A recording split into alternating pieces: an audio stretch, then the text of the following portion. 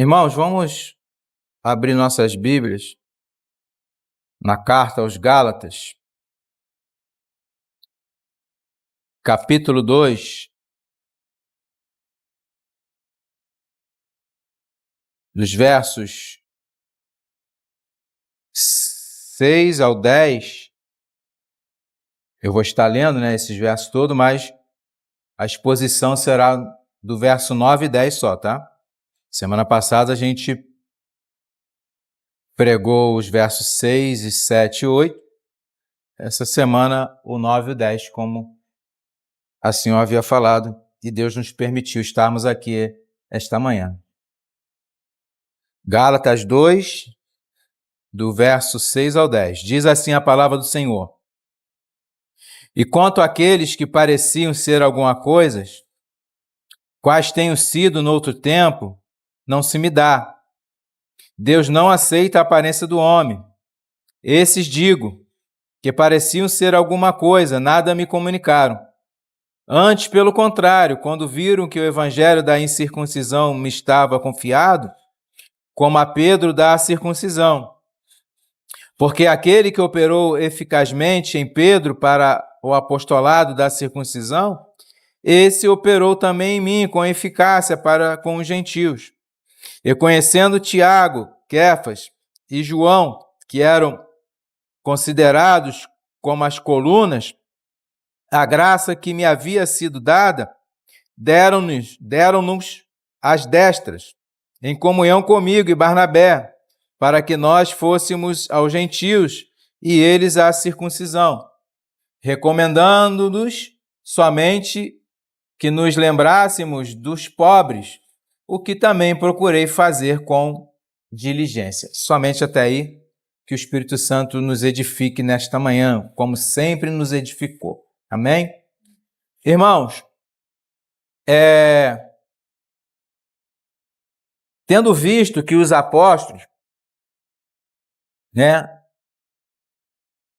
os apóstolos viram, que o irmão Paulo, ele trazia consigo o mesmo evangelho, como eu já disse, ou seja, as mesmas doutrinas pregadas por eles, que são as doutrinas dos apóstolos,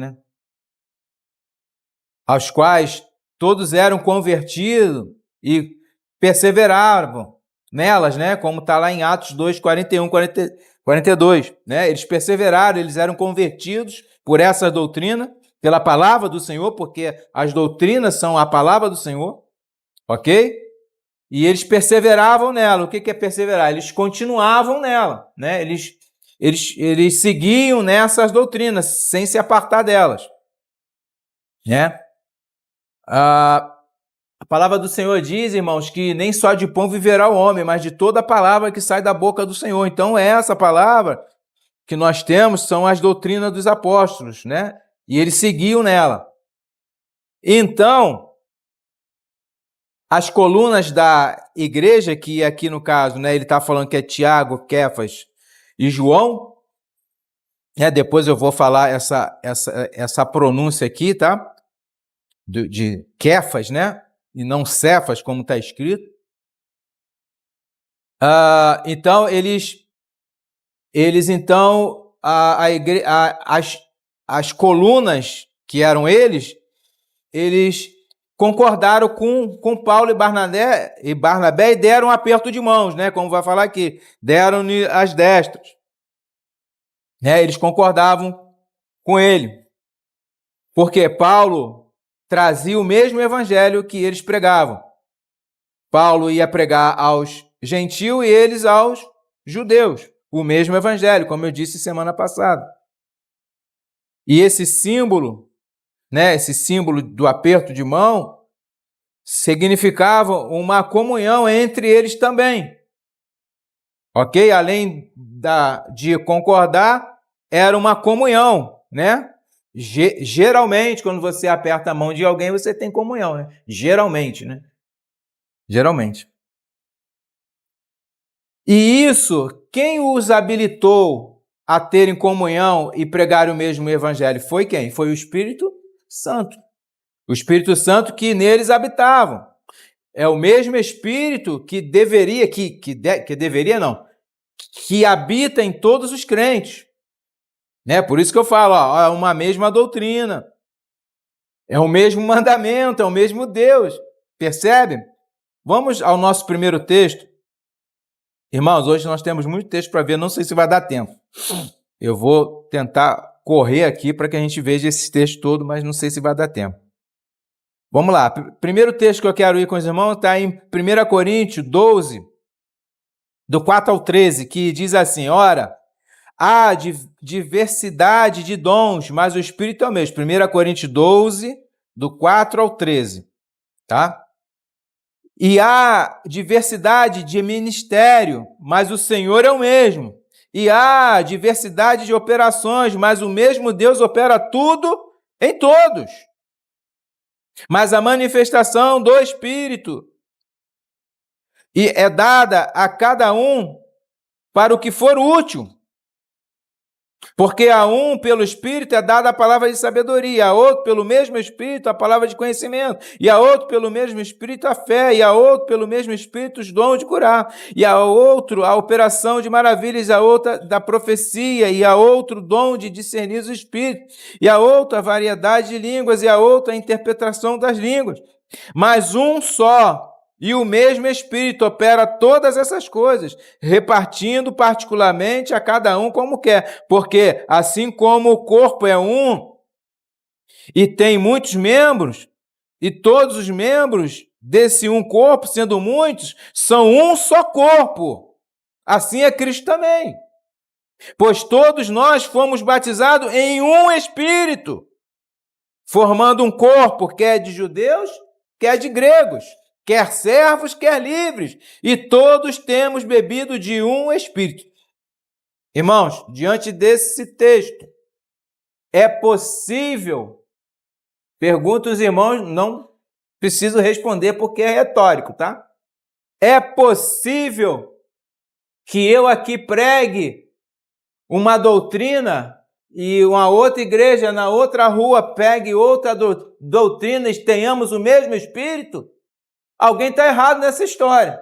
Ou eu ou eles. Ou eu ou eles. É impossível. Porque há um só Espírito que opera tudo em todos.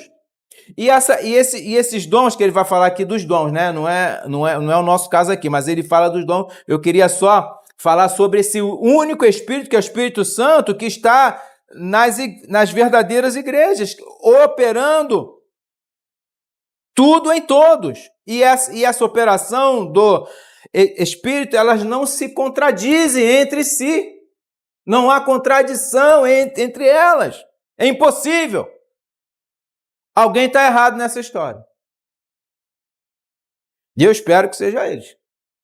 E a oração é que eles se modem, que eles se arrependam, que eles se consertem. Porque tem algo errado. Tem algo errado. Vamos lá. Então ele vai falar aqui, ó. E conhecendo a Tiago, então eles deram as mãos, né? Lá, a gente vai falar mais sobre isso, eu só dei uma pincelada. E esse Espírito era o mesmo que operava, tanto em Paulo e Barnabé, quanto neles. Olha o verso 8 aqui, ó. Porque aquele que operou eficazmente em Pedro para o apostolado da circuncisão, o Espírito, Deus, né? Esse operou também em mim com eficácia para com os gentios. É o mesmo Espírito. Ok? É o mesmo Espírito. Vamos fazer, irmãos, agora uma releitura para que a gente entenda melhor esse verso 9. Eu vou ler não da forma que eu li aqui, mas de uma forma que a gente entenda melhor o verso 9. Vai acompanhando aí o que eu vou falando, vocês vão ter uma compreensão melhor. Diz assim, ó. E reconhecendo a graça que me foi dada, Tiago, Kéfas e João, que eram vistos como pilares da igreja, deram a mão direita como comunhão a mim e a Barnabé, para que nós que pregamos o mesmo evangelho e a mesma doutrina, fôssemos aos gentios e eles os da circuncisão, que são os judeus. Não ficou mais fácil?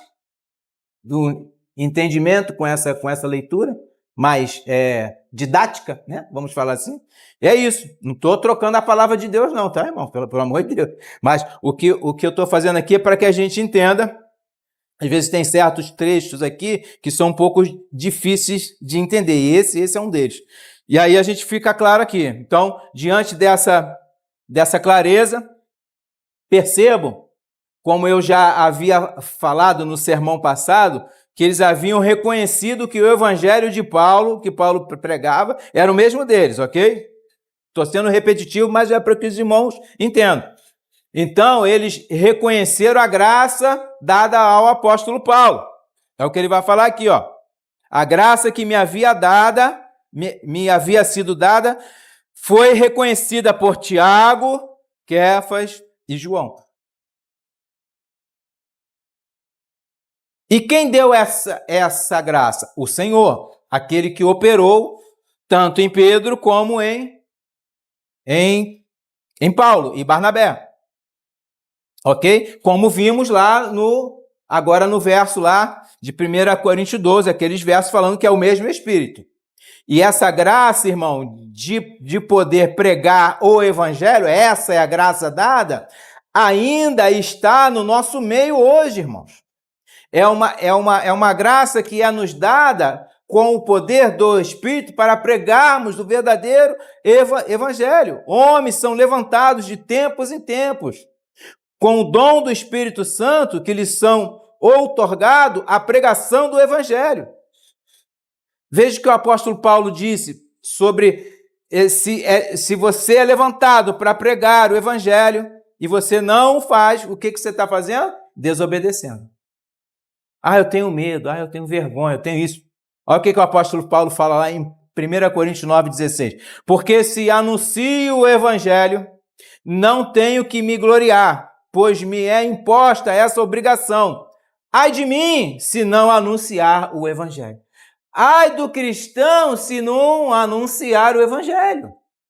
Tendo a oportunidade ok? Quando Deus dá a oportunidade, seja onde for, anuncie o Evangelho. Anuncie. Isso é o dever de todo cristão. Essa é a graça que o Espírito Santo ele nos dá para pregar o Evangelho com ousadia, com verdade. Esta é a graça que Paulo recebeu e que nós também, irmãos, como cristãos verdadeiros, recebemos. Recebemos essa graça, apesar de alguns não acreditarem. Vejam, meus irmãos, que eles estavam em comum acordo. E o sinal desse acordo foi o quê? O aperto de mãos. A graça foi dada. Eles estavam em acordo disso. E agora? Vamos apertar nossas mãos. Vamos falar um pouco mais disso, né? Rapidamente. O apertar de mãos, irmãos, significava muito naquele tempo. E deveria significar muito hoje também.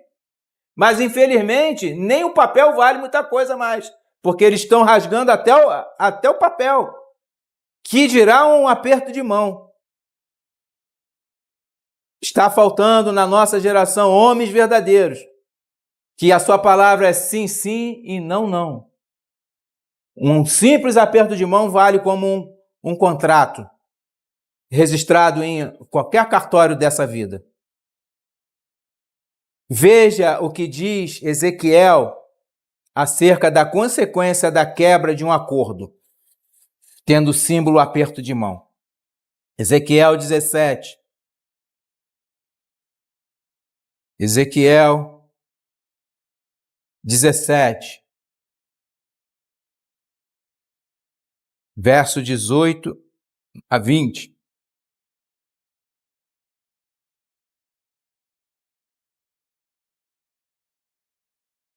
Ezequiel 17, 18 a 20, diz assim a palavra do Senhor. Porque desprezou o juramento, quebrando a aliança, eis que ele tinha dado a sua mão, como contrato, né? Como um acordo. Contudo, fez todas essas coisas, não escapará. Portanto, assim diz o Senhor. Olha a consequência da quebra de juramento, de aliança, né? De acordo. Portanto, assim diz o Senhor Deus: vivo eu, que o meu juramento que desprezou, a minha aliança que quebrou, isto farei recair sobre a sua cabeça. Estenderei sobre a minha rede e ficará preso no meu laço, e o levarei a Babilônia, e ali entrarei em juízo com ele, por causa da rebeldia que praticou contra mim. Quebrou a aliança. Eles fizeram, lógico, que ninguém apertou a mão de Deus, ok? Né? Ninguém apertou a mão. Mas é como se fosse, eis que eles tinham dado a sua mão como acordo. E esse acordo foi quebrado entre Israel e Deus. E ele fala, vai haver consequência pela quebra de aliança. Então, irmão, quando Paulo, volta lá para Gálatas, quando Paulo vem aqui, aperta a mão dos colunas da igreja, eles dão a destra a ele. Tanto Tiago, Kefas e João e Paulo e Barnabé, se eles quebrassem essa aliança de pregar o evangelho verdadeiro aos gentios, e Tiago, Kefas e João aos da circuncisão, isso seria uma quebra de contrato, de acordo, de comunhão. Quebra de comunhão. Entende? Se eu falo que eu prego o mesmo evangelho aqui, eu dei a mão a outra igreja que prega o mesmo evangelho, e se eu não pregar o mesmo evangelho depois que eu dei a mão a essa igreja que prega o mesmo evangelho, eu estarei o quê? Quebrando a comunhão. Eu não terei mais comunhão com aquela igreja, porque eu quebrei o acordo. Eu trouxe outro evangelho. Ou vice-versa. Não há comunhão com quem quebra o acordo. Não há comunhão com quem tem outro evangelho. Não há comunhão. Não há. O falso e o verdadeiro não habitam junto. É impossível. Irmãos, um trabalho haveria de ser feito, né? Os semeadores foram distribuídos, Paulo e Barnabé para o campo dos gentios, Pedro, Tiago, Kefas e João para o campo dos incircuncisos. Abre aspas aí, abre um parêntese rapidamente. Vamos falar aqui, Tiago, Kefas. Irmão, eu falo Kefas porque, só para que os irmãos entendam, a palavra em grego aqui é Kefas, que quer dizer Petros, ok? Que quer dizer rocha, que aí foi o nome de Pedro. No latim é Petrus, ok? E no grego é Petros, ok? E Kefas quer dizer rocha, que é o mesmo, são palavras sinônimas que quer dizer a mesma coisa. A rocha, que quer dizer Pedro, foi um apelido dado a Simão. A Simão. Kefas. Então, nós temos em várias passagens, eu não vou me ater nisso, tem o nome de Kefas e não de Pedro. E outras têm o nome de Pedro. Ok? Que quer dizer Petros, é a mesma coisa, ok? Então, Kefas aqui é Pedro. E a palavra é com K, não é com C.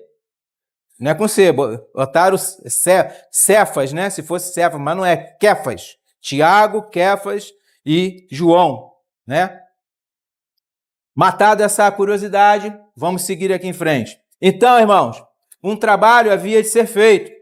Os semeadores foram divididos para cada um semear num campo, né? Paulo e Barnabé no campo dos gentios e Tiago, Pedro, vamos falar assim, e João no campo dos judeus. Ok? Ou seja, levar o evangelho tanto a judeus como aos gentios. E que evangelho era esse, né? E que pregação era essa? Para que servia essa pregação? Veja o que Paulo fala sobre essa pregação. 1 Coríntios 1, 23 e 24. 1 Coríntios 1, 23 e 24. Mas nós pregamos a Cristo crucificado. Qual era a pregação? Cristo crucificado. Que é escândalo para os judeus e loucura para os gregos. Mas para os que são chamados, tanto judeus como gregos, lhe pregamos a Cristo, poder de Deus e sabedoria de Deus. Então, a pregação que Paulo trazia, João, Pedro e Tiago traziam, era o quê? Cristo crucificado. Para quê? Pregamos a Cristo, que é o poder de Deus e a sabedoria de Deus. A pregação é Cristo Jesus, nosso Senhor. Se a pregação não for Cristo, não é pregação. Vocês entendem isso? Se a pregação, se o evangelho não falar de Cristo, não é evangelho. Não é evangelho. Veja lá em Romanos 1,16. Romanos 1, verso 16. Porque não me envergonho do evangelho de Cristo, pois é o poder de Deus. Para quê? Para a salvação de todo aquele que crê, primeiro do judeu e também do grego. Tanto o judeu quanto o grego é pregado o mesmo evangelho. Eu não vou me cansar de repetir isso. Toda a igreja teria que pregar o mesmo evangelho. Que evangelho é esse, pastor? O evangelho de Cristo. Que pregação é essa? Cristo crucificado. Ele é o poder de Deus e sabedoria de Deus. Para quê? Para a salvação. Se há igreja aí pregando outro evangelho e dizendo que há salvação, está errado. Essa salvação é falsa. Não há salvação. Não há salvação. Se o evangelho é errado, é outro evangelho, é outra pregação. Não é Cristo crucificado. Ou qualquer outra coisa que eles preguem lá, não é evangelho. Não há salvação nessas igrejas.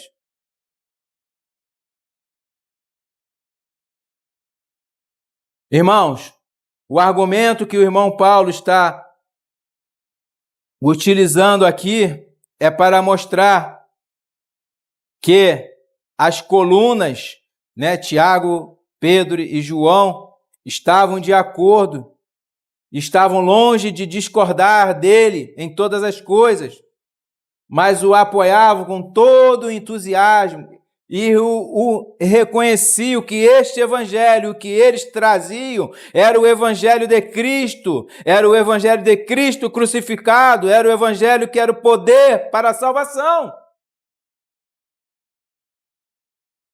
Se não fosse isso, irmãos, preste atenção, se não fosse isso, essa palavra que diz aqui,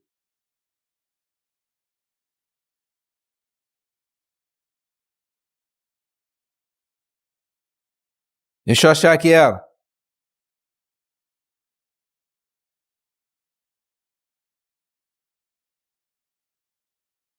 Essa palavra que diz aqui, louvando a Deus e caindo na graça de todo o povo, e todos os dias acrescentava o Senhor à igreja aqueles que se haviam de salvar. Se não é o verdadeiro evangelho, como é que o Senhor ia acrescentar na igreja aqueles que haviam de se salvar? Está lá em Atos, tá? Foi a conversão de quase 3.000 pessoas naquele momento. Pedro discursou o verdadeiro evangelho. Ele fala assim, de sorte que foram batizados os que de bom grado receberam a sua palavra. Que palavra é essa? O evangelho, Cristo crucificado. E naquele dia agregaram-se quase 3.000 almas. Evangelho para salvação. Então, irmãos, é impossível que a doutrina, o evangelho que eu prego aqui, salve e o outro evangelho que é pregado em outro canto salve também, é impossível. Ou o que está sendo pregado aqui não está salvando, é falso, ou o outro que é falso.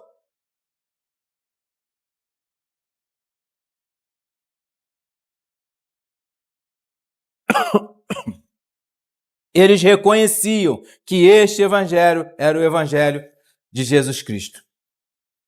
E que nada, irmãos, eles poderiam acrescentar ou retirar desse evangelho. Diz o apóstolo Paulo, quando viram que a mim fora confiado o genuíno evangelho para os incircuncisos, e quando perceberam a graça que também me fora dada, estenderam para mim as mãos, para mim e para Barnabé, para a comunhão, para que nós levássemos esse verdadeiro evangelho. O verdadeiro evangelho. As colunas, irmãos, estavam fazendo nada mais do que ratificando o que já havia começado pelo ministério do apóstolo Paulo.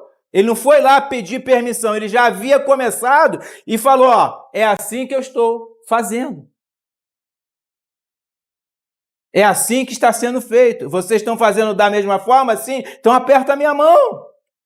Sejamos irmãos, tenhamos comunhão para esse serviço. Vamos nos ajudar, vamos cooperar um com o outro. Podemos fazer isso hoje aqui? Cadê? Cadê? Aquilo já havia começado.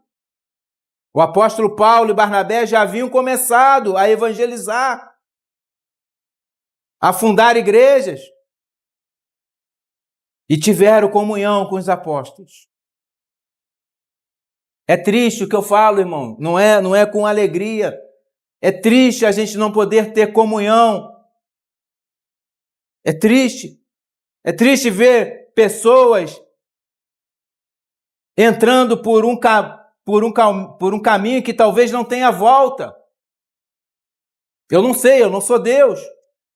Mas é triste, a gente alerta, fulano, ó, cicrano, beltrano, faça isso, não, vá para... Não, a gente alerta e a gente acaba criando inimigos por causa disso. Falando a verdade, eles ficam com raiva da gente. Você está errado. É assim que eles falam. Mas nós não vamos parar de falar a verdade. Para que possa alguém ouvir, ao menos um. A palavra diz que se ao menos um pecador se arrepender, o céu entra em festa. Ao menos um.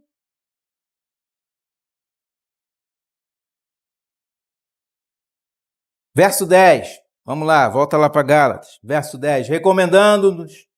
Recomendando-nos somente que nos lembrássemos dos pobres, o que também procurei fazer com diligência.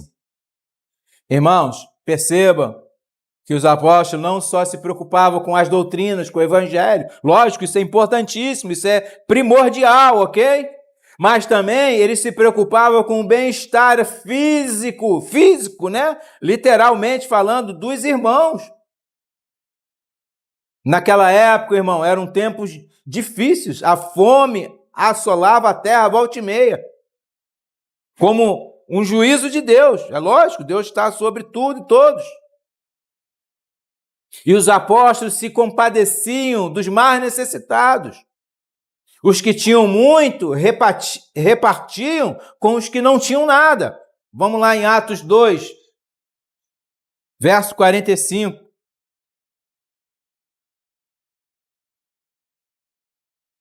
Esse é o cristianismo, ok?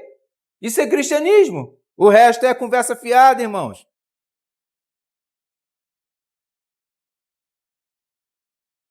Tem muita gente falando muita coisa, mas quando chega nessa hora,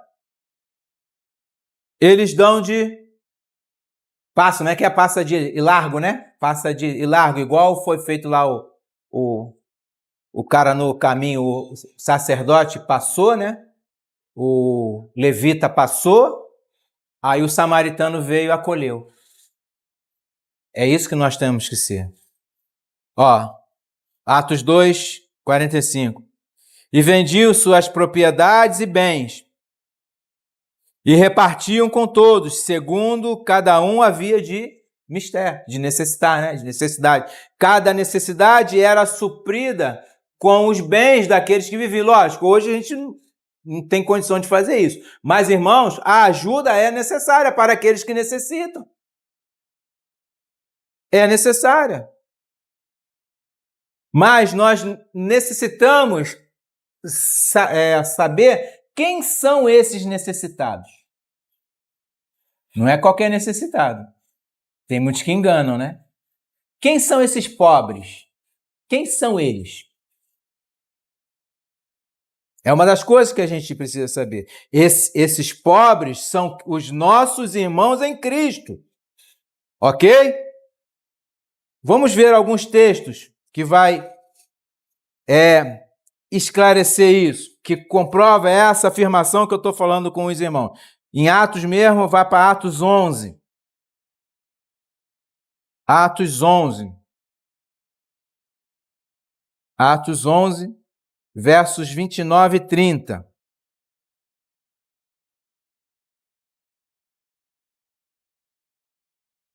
Onze, 29 e 30. Diz a palavra do Senhor: E os discípulos determinaram mandar cada um, conforme o que pudesse, socorro aos irmãos que habitavam na Judéia, o que eles com efeito fizeram, enviando aos anciãos por mão de Barnabé e Paulo, né? Então, aos irmãos. Ok? Vamos lá, outro. Romanos 12, 13.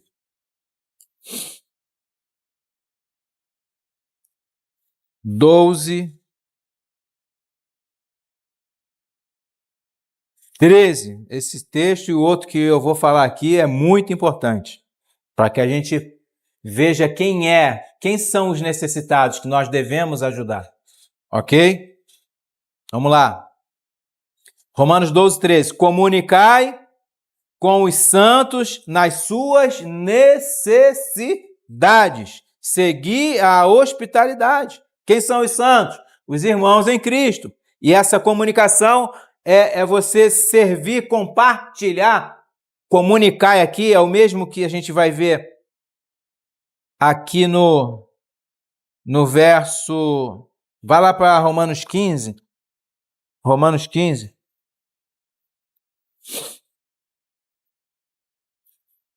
É uma coleta, é a mesma coisa que ele vai falar aqui, e ministrar aos santos. É uma coleta, é algo que você vai compartilhar, é um bem físico que você vai compartilhar com os necessitados. E isso é comunicação aos santos, ok? Vamos lá, Romanos 15, 25 a 27. Romanos 15, 25 a 27. Aqui, ó. Mas agora vou a Jerusalém para ministrar aos santos, para levar, né, coletas aos santos. Aqui, ó, porque pareceu bem a Macedônia e a Acaia fazerem uma coleta para os pobres dentre os santos. Percebe?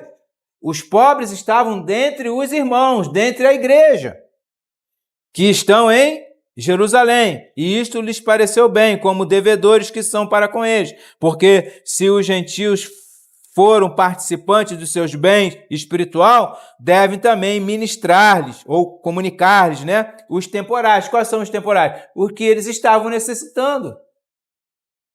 Ok? Roupa, comida. Essa comunicação, irmão, é compartilhar, essa ministração é compartilhar um recurso com a outra pessoa que necessita. Esse texto que nós lemos aqui agora, por último, ele representa bem essa afirmação que os pobres, que o apóstolo fala, são os que estão dentro da igreja e que nós devemos comunicar, né, compartilhar recursos com os que estão necessitados dentro da igreja. Ou seja, os irmãos. Irmãos, alguém vai falar, mas e os outros? Calma. Não que nós não possamos ajudá-los também, ok? Nós não possamos ajudá-lo, mas presta atenção. Você não vai deixar de ajudar um irmão para ajudar um que não é irmão. É isso que eu estou falando. Podendo ajudar os dois, ok. Mas a prioridade é os irmãos em Cristo. Ok?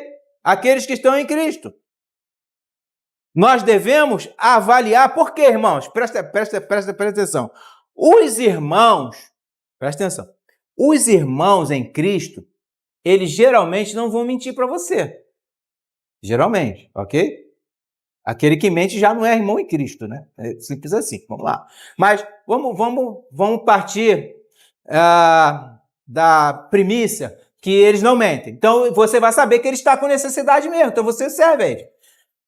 As pessoas que, os ímpios, vamos falar assim, eles mentem todas as vezes. Faz parte da essência dele, da natureza deles, mentir. Comum, né? É comum eles mentir. E o que eles podem fazer? Te enganar. E você, com o coração piedoso, você servir ao enganador. O cara, exemplo, vamos dar um exemplo assim, você cede uma cesta básica para um incrédulo, o dinheiro que ele ia comprar aquilo, ele vai gastar com outra coisa. Com prazer da vida, com cachaça, com droga, seja lá o que for. Que aí ficou fácil. Não, o dinheiro que eu tenho eu uso para o meu... Eu vou mentir, falar que eu estou passando... Ele não está passando fome. Ele está querendo os vícios dele, sustentar os vícios dele. Aí ele não consegue, falou, deixa eu enganar. Deixa eu enganar. A gente estava com um trabalho lá no engenho e chegou um rapaz lá e eu acreditei que ele estava necessitando. Na grande verdade, não. Ele me enganou. Né? Não foi? Ele me enganou. Nos enganou, né? Nos enganou. Eu levei a cesta básica, depois ele sumiu, nunca mais apareceu. Era o quê? Queria o quê? Me enganou.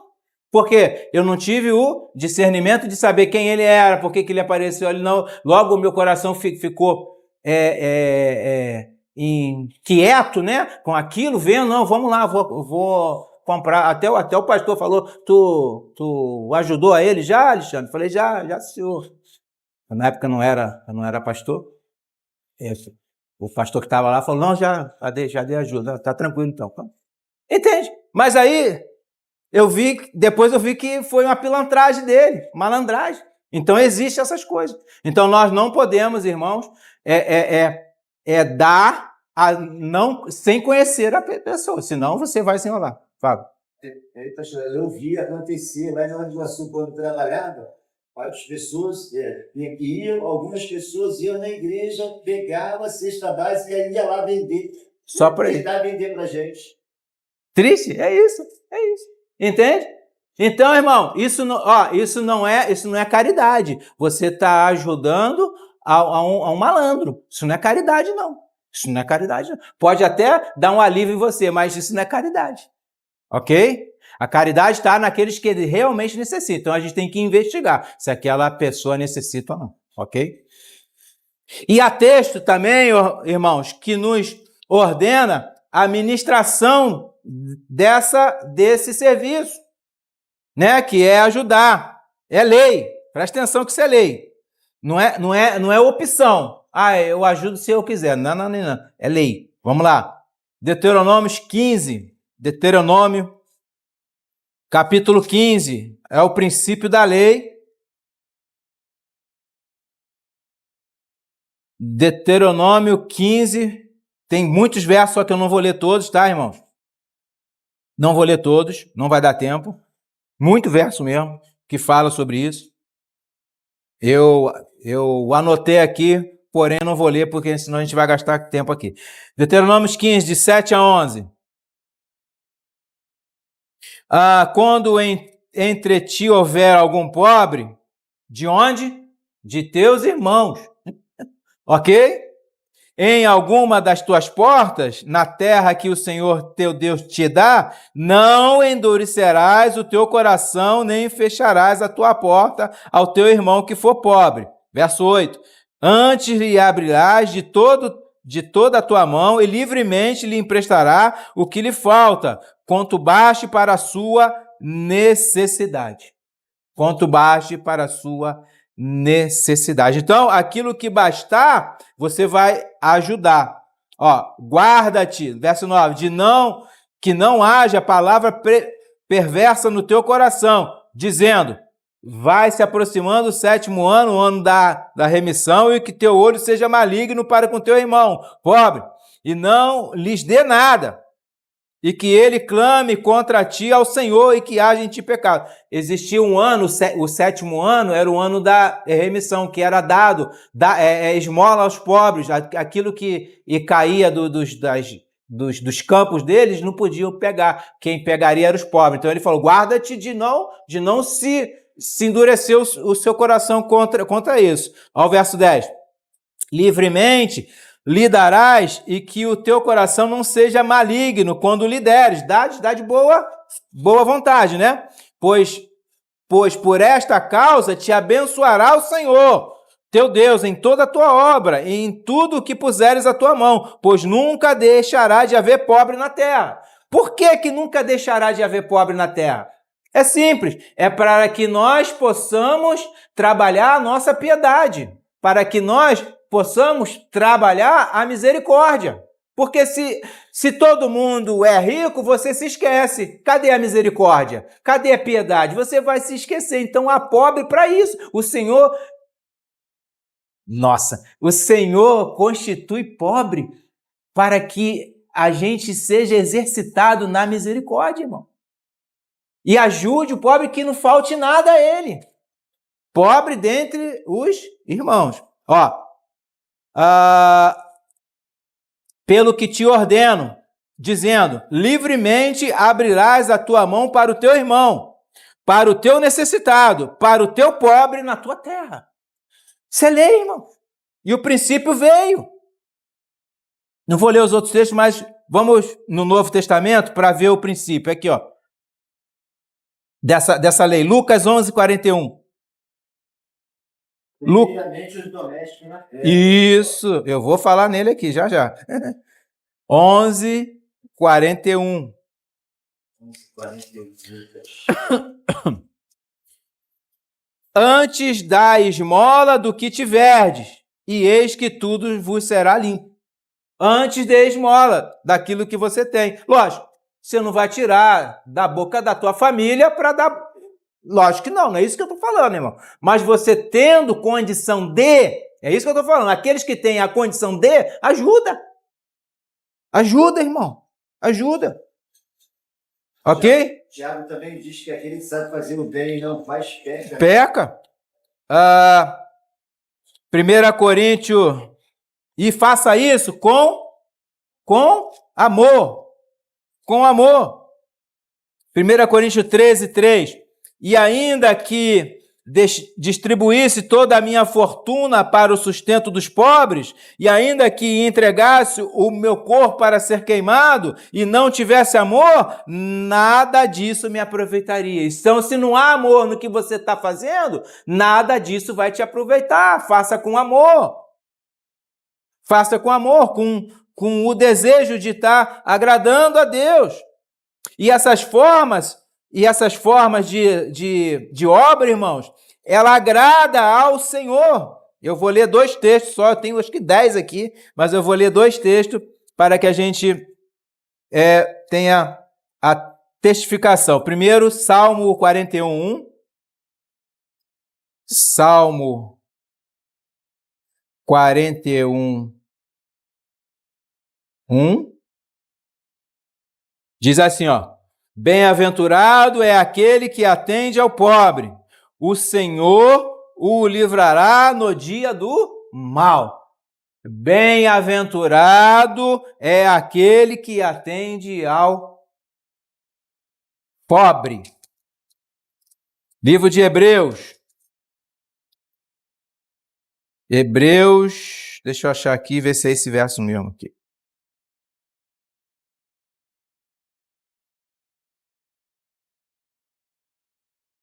Isso. Hebreus 6:10.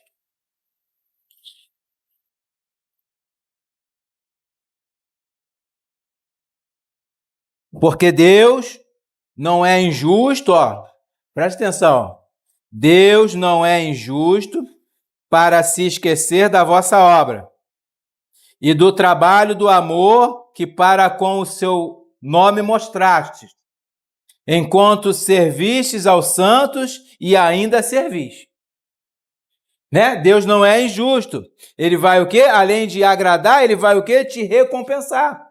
Porque isso é agradável aos olhos do Senhor. Bem-aventurado aquele que atende ao pobre. Isso agrada aos olhos do Senhor. Então, irmão, pois quem se dizendo irmão e tiver bens e vindo seu irmão necessitado e lhe pedir auxílio e não o fizer, o que aproveita esses bens que esse irmão tem, que se diz irmão? Como pode esse tal ser cristão? É impossível. 1 João, capítulo 3, verso 17 e 18.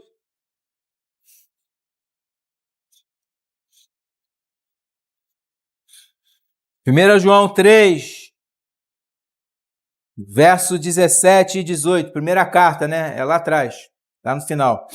Primeira carta de João. Diz assim a palavra: quem, pois, tiver bens do mundo e vendo o seu irmão, irmão, é sempre irmão, ele não fala de outra pessoa. Irmão necessitado, lhe cerrar as suas entranhas, como reside nele o amor de Deus? Meus filhinhos, não amemos de palavra, nem de língua, mas em obra e em verdade. Meus filhinhos, não amemos de palavra, nem de língua, mas em obra e em verdade. O que ele está falando? Não somente fique falando, vai fazer a obra, mas faça isso com amor, com verdade. Se você tem bens e não serve a um irmão necessitado, como é que você fala que o amor de Deus está em você? É impossível. Impossível. Então, meus irmãos, o apóstolo Paulo, ele faz isso com diligência, com total aplicação. Veja Tiago. O que Tiago fala sobre isso? Tiago 2, livro de Tiago, carta de Tiago, verso 2.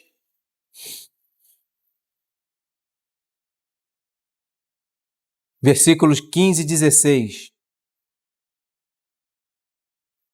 Mais uma vez, Paulo falando que é irmão, ok?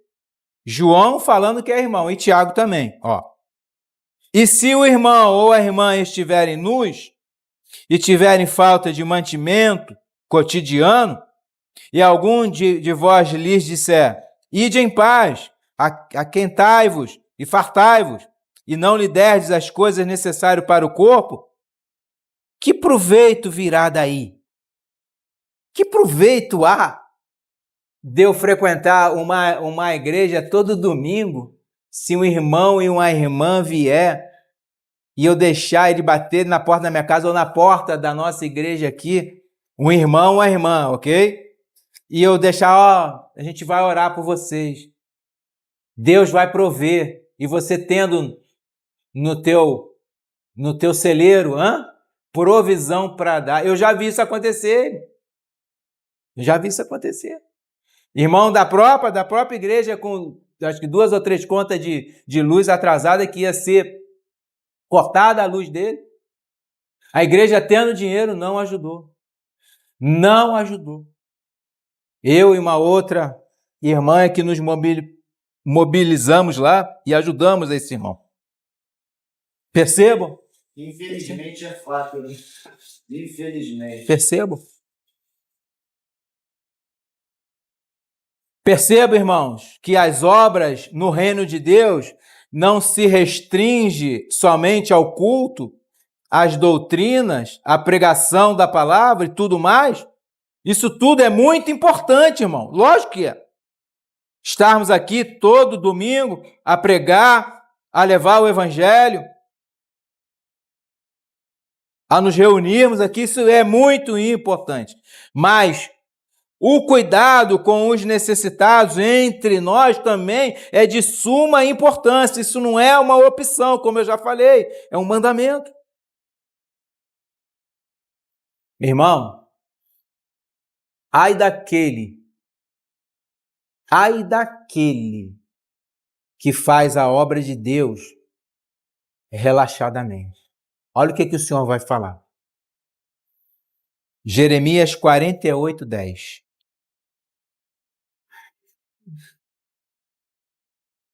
Jeremias 48:10.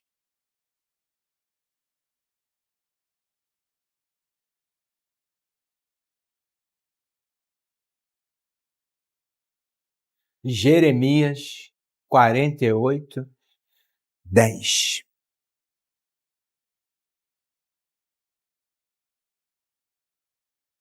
Maldito aquele que fizer a obra do Senhor fraudulosamente. E maldito aquele que retém a sua espada do sangue. O que Jeremias está falando aqui? Duas coisas. Primeiro, aquele que faz a obra do Senhor com fraude, né, com mentira, com tantas coisas mais, é maldito. E aquele que o Senhor dá uma ordem a ele e ele não a obedece, é maldito.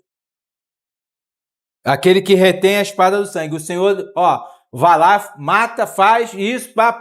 Era assim no Antigo Testamento, não era? E o cara ia, mas não fazia. Foi assim com Saul. Ok? Foi assim com Saul. Vamos ver um exemplo bíblico? 1 Samuel 15. A falta de obediência, eu ainda estou falando da ajuda aos necessitados, ok? Não parei de falar disso, não. Só que eu estou dando exemplo do que ocorre, do que ocorre com aqueles que não obedecem uma ordem do Senhor. E a ordem que eu estou falando hoje é para que nós possamos obedecer ao Senhor em todas as coisas, inclusive em ajudar os necessitados. Ok? 1 Samuel 15.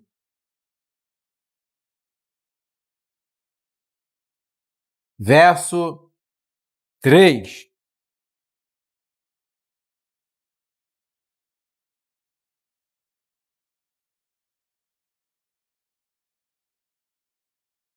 Vai, pois, agora e fere.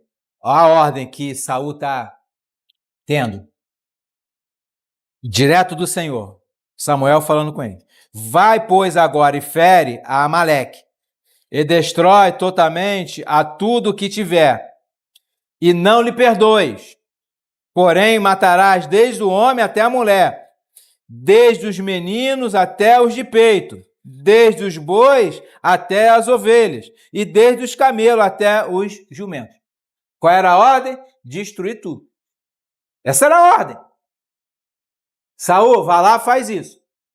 Aí Saul, cheio de boa intenção, né? Cheio de... Não é possível que o Senhor mandou matar tudo mesmo? Não, peraí. Olha o verso 9. Olha o verso 9. E Saul e o povo pouparam Agag. Era o rei, né?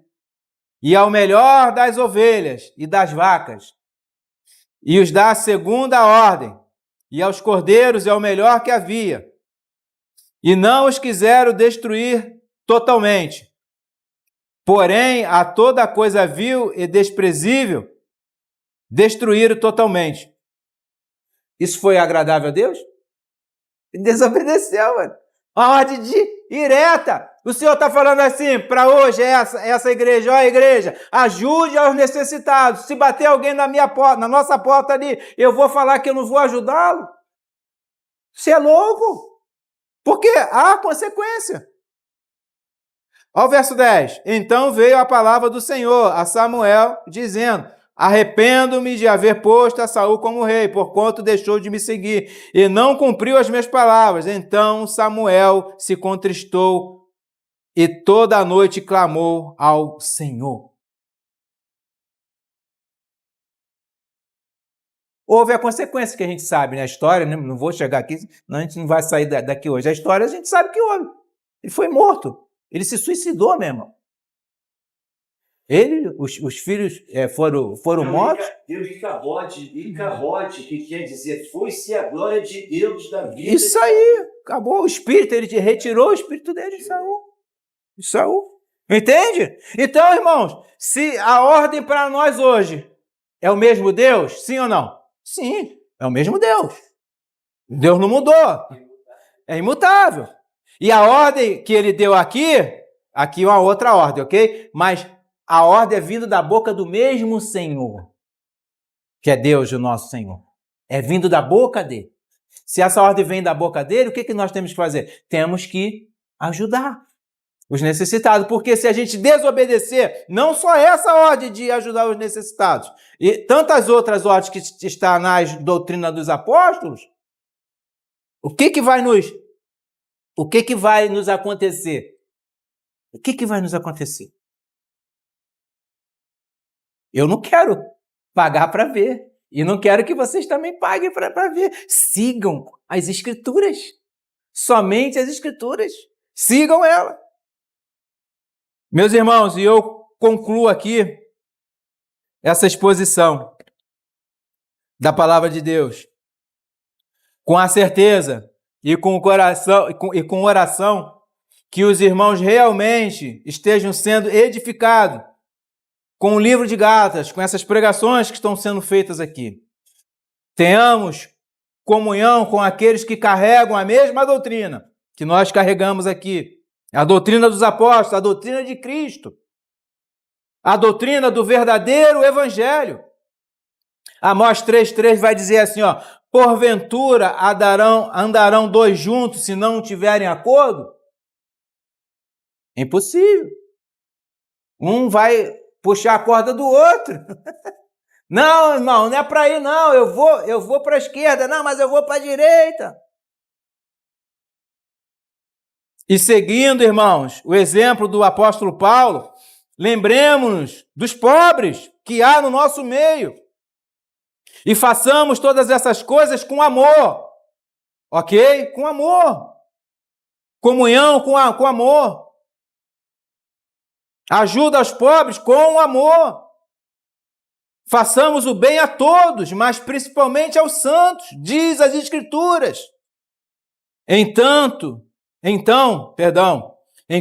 temos tempo, façamos bem a todos, mas principalmente aos domésticos da fé. Gálatas 6,10. Principalmente aos nossos. Eu não posso deixar... Irmãos, é simples assim. Você vai deixar de alimentar um filho seu para ceder para um ou outro? Lógico que não. Agora, você tendo como repartir, ok, você tem que fazer. Agora, eu não tenho, o que eu vou fazer? Não tenho o que fazer. Você não vai tirar da boca do teu filho para dar para outra boca, não pode. Mas ele sendo irmão, você vai dar a essa pessoa o auxílio necessário para que ela tenha o bom viver. Que ela não passe necessidade a ponto de até ela espraguejar Deus. Senhor, por que eu estou passando por essa aflição toda se eu sirvo ao Senhor? Eu não tenho o que comer na minha casa, eu não tenho o que vestir. A gente termina aqui, eu me lembrei de um texto. Não precisa abrir lá, não. Eu vou ler.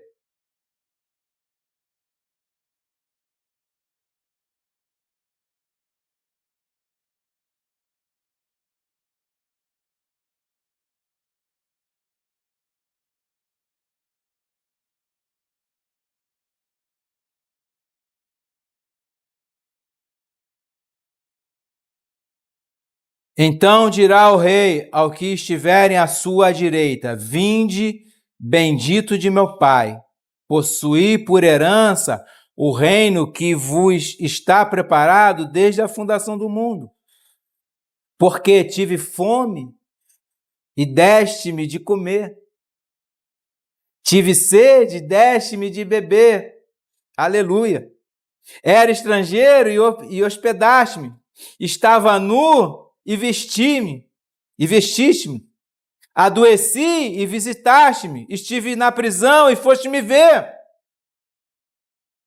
Então os justos lhe responderão, dizendo: Senhor, os santos, os justos, nós, irmãos, Senhor, quando te vimos com fome e te demos de comer, ou com sede e te demos de beber? Ou quando te vimos estrangeiro, te hospedamos, ou nu, ou te vestimos? Ou quando te vimos enfermos, ou na prisão e fomos ver-te? E respondendo o rei, lhes dirá: em verdade vos digo, que quando o fizeste a um desses meus pequeninos irmãos, a mim o fizeste. Coisa linda, né? Coisa linda de Jesus. Maravilhoso. Deus maravilhoso. A mim me fizeste. Amém, irmãos. Que essa palavra esteja em nosso coração para que nós possamos, irmãos, olhar para esses irmãos mais necessitados e usar de misericórdia com eles, aqueles que podem usar de misericórdia, né? Às vezes as pessoas querem, mas às vezes não pode. Mas que nós, como igreja aqui, possamos ajudá-los se eles aparecerem em nossa porta. Amém? Deus nos abençoe.